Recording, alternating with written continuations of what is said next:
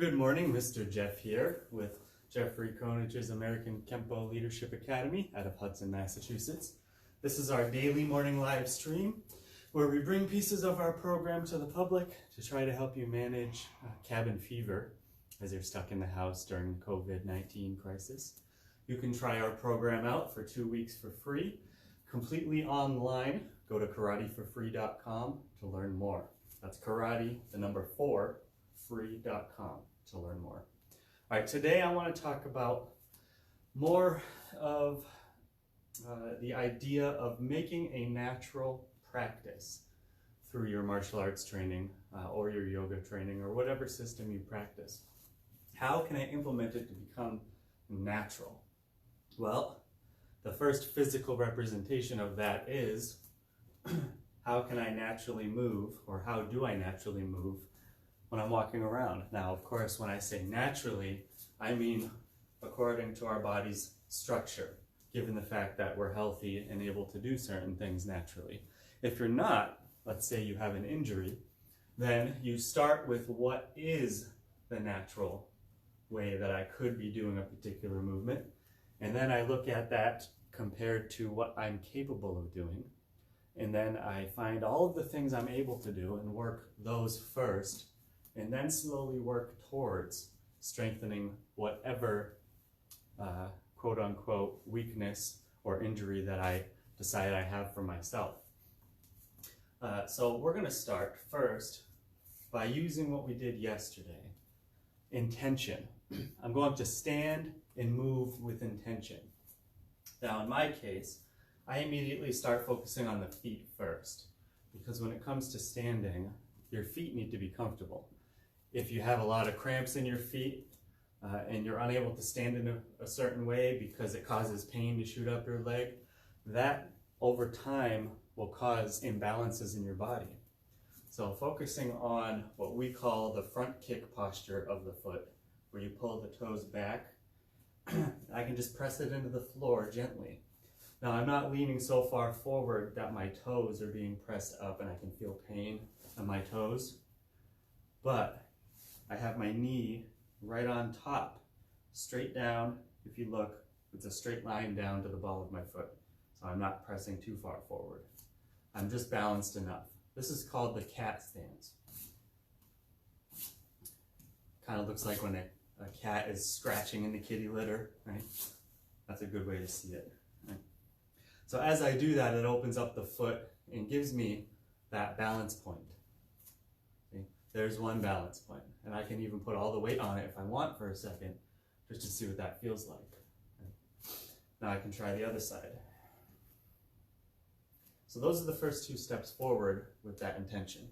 I'm stepping and I intend to land right where I know I have good balance, and I can feel it. And watch as my back leg shifts once I get there, or as I'm getting there, and then I land.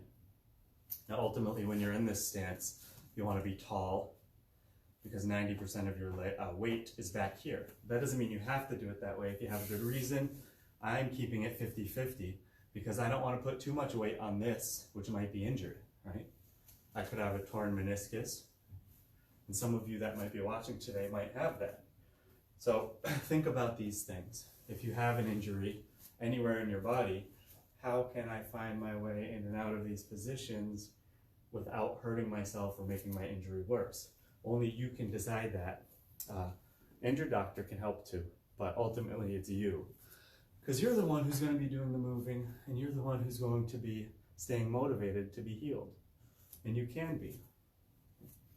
So, let's say I have a knee problem and I can't put a whole lot of weight on my leg yet. I might have crutches to help with some of these movements. I might have some chairs next to me, or a countertop, or supportive family members holding onto their strong arms. You can use your imagination and find a way. Now, the next thing I'm going to do, and I'll turn sideways so you can watch this. I know by my muscle memory, I can gauge where to put my foot to know that's the proper position and that's the most comfortable. You're going to have to learn that over time, and it might change a little bit depending on why you're stepping in what direction. So I go forward, now I'm going to go backwards.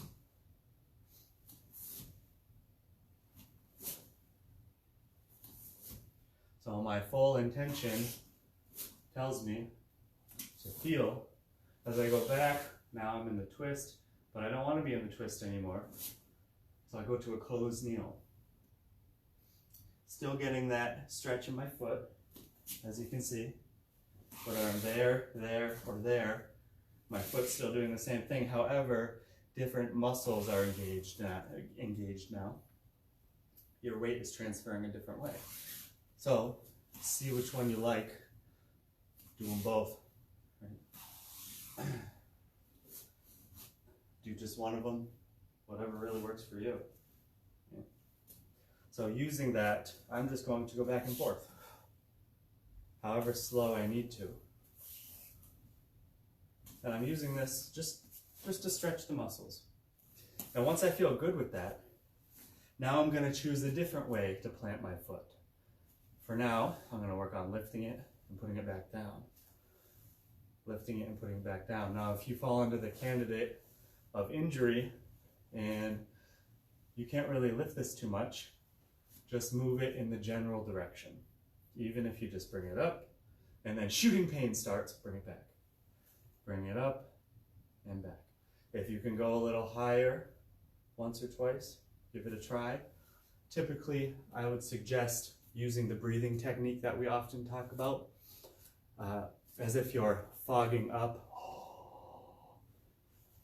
something to clean it, or a window or a mirror to draw a heart to show somebody how much you love them. Okay? That sound, as I do that, even with my pain, it helps me to deal with that a little bit more, and it gets the oxygen staying in and doing its job in my blood flow, right? Ultimately, I don't really need to go higher than the waist, especially if I'm injured. I don't set the bar so high that I have an unrealistic goal ahead of me.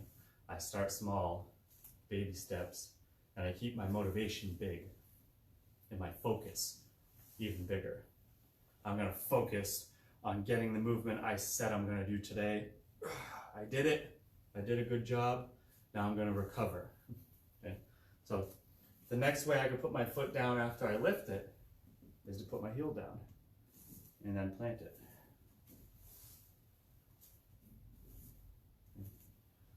I can bring it back this way, put my heel down, bring it back this way, put my heel down. So instead of putting the ball of the foot down, I'm locking into a straight leg. Okay, so it's up, and then I put it down,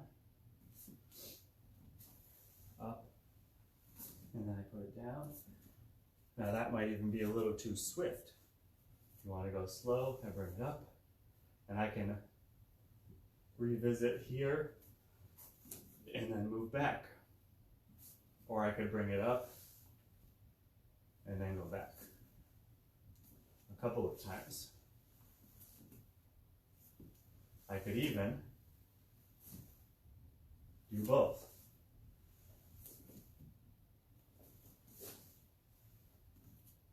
Okay? Or all three. Bring it up and put it down. When I do this one, watch what my leg does. My knee goes out. You don't want to do it like this, where everything's straight. You want it to be settled and balanced. So play with those ideas. Start in front of you and behind you just by simply putting your foot down. Don't even necessarily pay attention to how you're planting the foot. And if you decide or go with how you feel, if you notice as you're doing it, you are focusing on, oh, I got that posture now, let me see if I can put it down, and try that one. Now let me see if I can put my heel down and maybe bend my back leg and take a moment and just look down. Now let me see if I can bring it back and keep it straight. And notice, as I'm traveling, it's kind of like on a track. see this one. That allows me to get the movement I need in the other leg. Okay. Now, if you're just following along with this, that's great. Just watch the motion and try it. But if you have particular needs and goals to make this work for you, I encourage you to set up a one-on-one meeting with me, and we can actually walk through some of the motion and see what you're able to do if you do have an injury or an ailment. If not, we'll just build right off of the beginning. Right from here, and we'll just learn the positions first, and then we'll start adding a little more oomph, where now I really get into it, and I settle.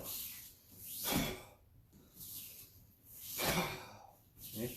You can really get a good workout just by stepping this way, okay? Just by settling. Okay?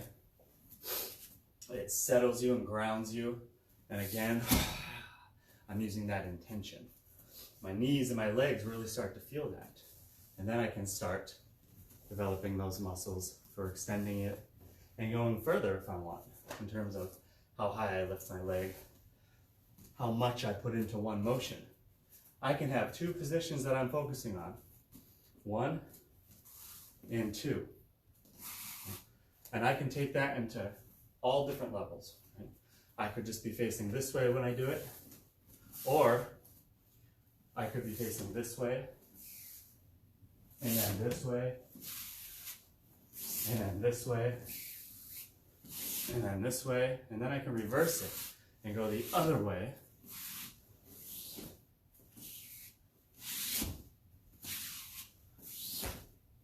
If you can do this without making yourself dizzy, try it out, because it will get your heart rate moving and it will get the blood flowing. But each time you'll see what it's like to be completely relaxed and then ready, and then all of a sudden, settle.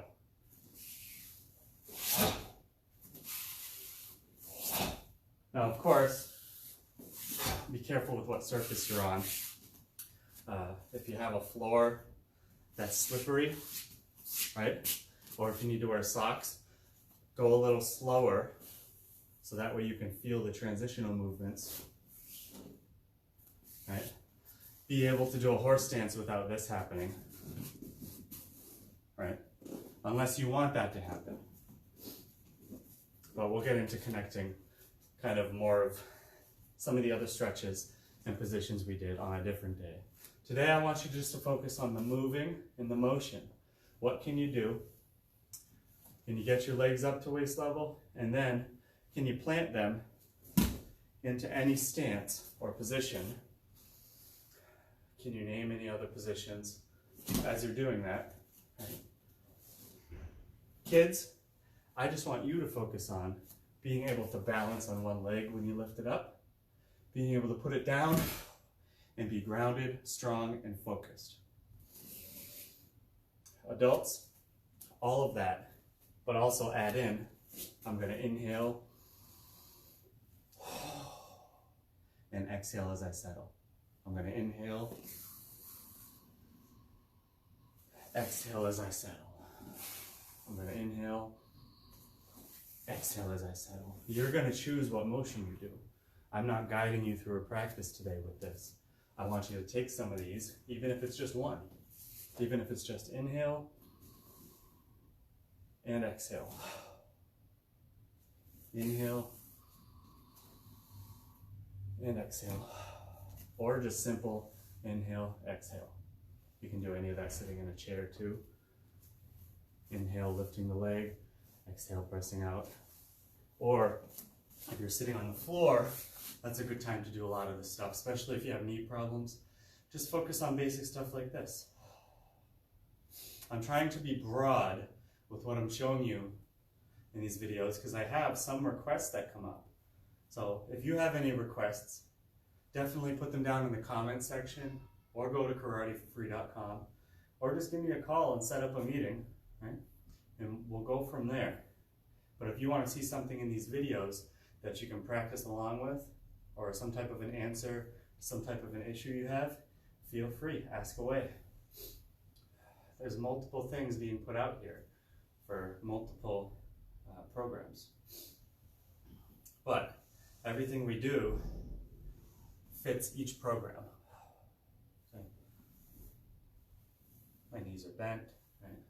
I'm just working on being able to have a little bit of independence, see, with my legs. Each leg is independent of itself, so I'm not having to force it down.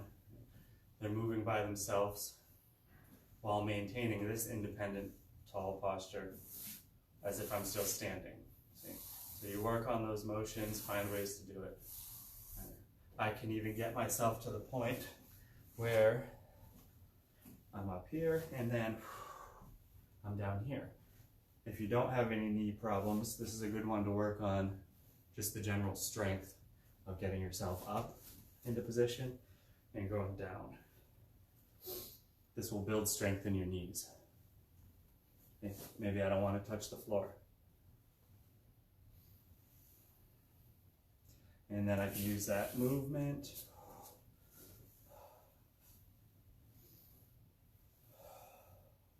You get the idea.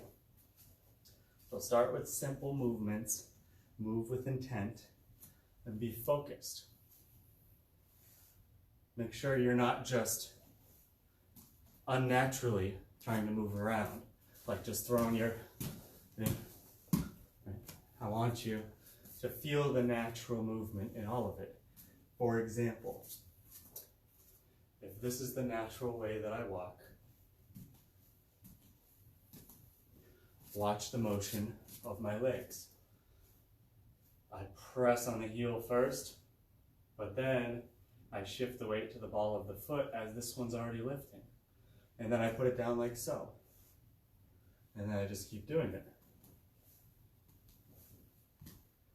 But at any time, if my weight needs to be shifted 45 degrees to the left or to the right, it's just a matter of pivoting the support leg. Or pivoting this way. Or bringing the leg out, in other words. You could pivot that way too. It would just be a little different. Okay. But you get the point. Work on the natural movements. And then from there, try to implement the range of motion idea to the natural movement. So what's my range of motion once my leg is up here? What can I do to put my foot down in front of me? I can do A. And if I do A, then I'm going to do that. I can do B. If I do B, I'll keep it that way. I could do C. Okay. Any one of those. I could do D, although I don't recommend that one, unless you have a boot on, like a cast. See, then you use your crutches and you work on the next one, okay, in your range of motion. So think about that. Likewise, if I bring it up this way, how many ways can I put it down? Well, there's 1, there's 2, there's 3. Now, if you get even more into it, there's 4, there's 5. Just got to be creative and open-minded with what you're doing. How many different ways can I bring it down? Right? Black belts like that one. All right, so questions, send them away. Check out our program, karateforfree.com. Watch these videos every morning, see what you can get from them. See if it develops any ideas in your practice. That's the goal with this video in the morning. It's not to give you necessarily a guided class, but it's to stimulate ideas in your practice so you can implement them. And then when they work, let us know. Reach out to us. If you want to learn more, now is the time. We're here, we're ready to go, and you can try it for 2 weeks for free. I appreciate your time this morning. Have a wonderful day.